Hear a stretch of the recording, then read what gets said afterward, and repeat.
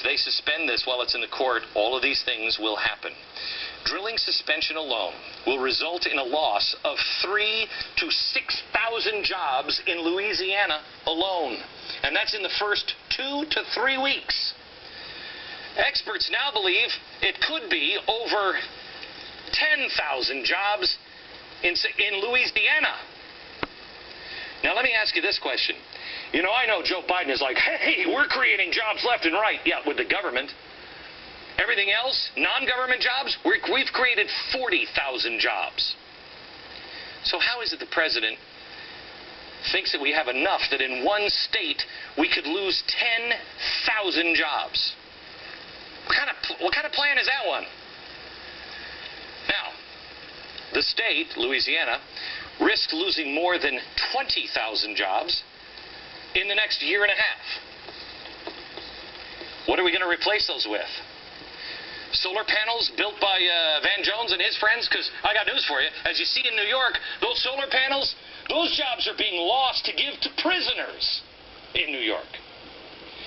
Now, tighter supply, we're not drilling for our own oil. What do you think happens? Some say $150 a barrel, and at least, and it's 150 here, and at least $4 a gallon gasoline. How's that going to work? By the way, if you add in cap and trade, according to Harvard, you're now looking at $7 a gallon gasoline. But under his plan, oil prices and gas prices, electricity prices will necessarily skyrocket. Currently, the oil rigs in the Gulf. There are currently 33 oil rigs in the Gulf. 33. They're currently being fought over.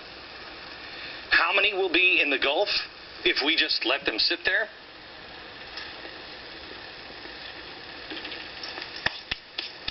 Why?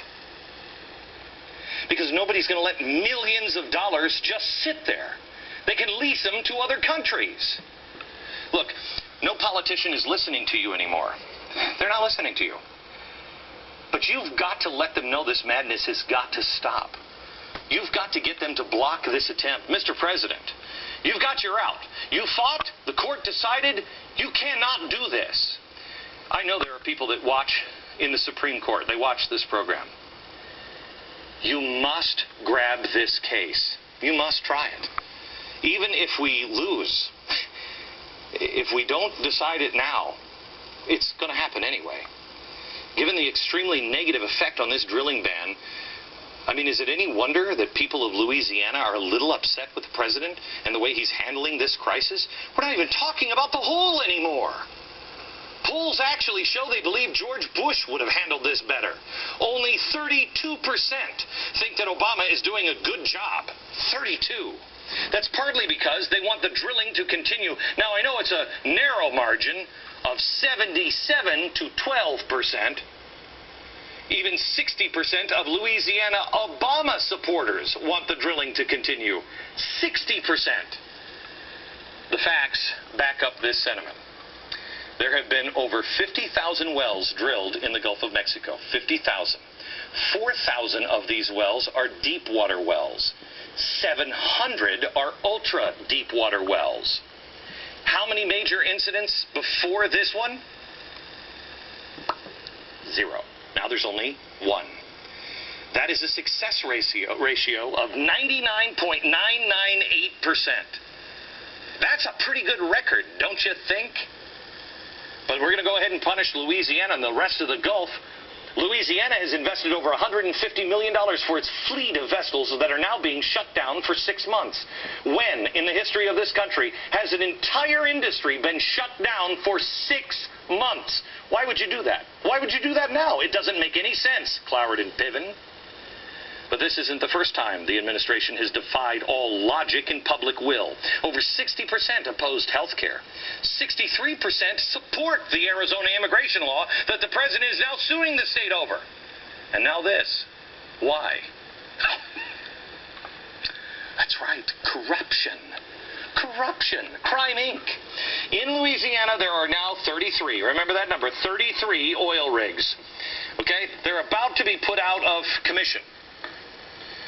Well, soon as we announce the the oil rigs weren't going to be used for 6 months, boy, the phone calls started ringing at Labrador Marine. These are the people that contract all the oil rig vessels. Phones started ringing. Hello, we're open for business. Didn't take long. 48 hours later, guess who called? Petrobras. That's right. The George Soros heavily invested Brazilian state-run oil company. They want to lease the unused rigs that are currently sitting in the Gulf. Here is how Governor Jindal responded to the 6-month ban. This isn't about the multinational companies. They're going to pick up, they're going to move those rigs. They're going to move those rigs to Brazil, they'll move those rigs to Africa, they'll move those rigs to other countries, and they won't come back for years. Once they're gone, once they're contracted somewhere else, they're not coming back. How much do these oil rigs cost? Just do this math in your head. You've invested that money. That money is yours.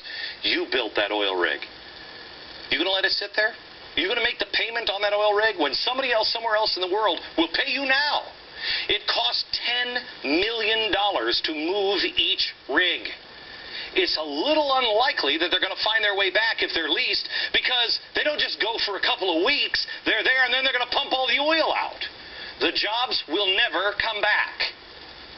I guess the president gets us to stop drilling everywhere in America without actually passing that law.